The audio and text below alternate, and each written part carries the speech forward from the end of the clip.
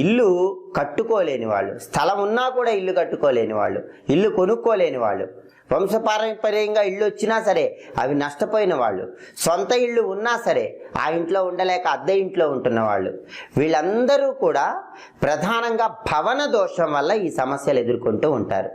మరి ఈ భవన దోషం పోవాలంటే ఏం చేయాలంటే పరిహార శాస్త్రంలో ఒక అద్భుతమైన పరిహారం చెప్పారు. ఆ పరిహారం ఏంటంటే కందిపప్పు, మినప్పప్పు, పెసరపప్పు మర ఆడించి పిండిలాగా చేసుకున్నాక ఆ 3 పిండ్లు కలపాలి.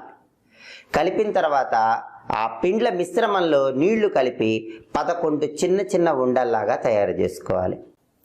ఆ 11 చిన్న చిన్న ఉండల మీద బెల్లం ముక్కలు ఉంచాలి.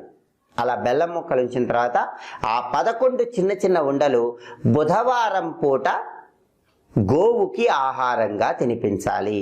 ఇలా చేస్తే భవన దోషం అనేది తొలగిపోతుంది.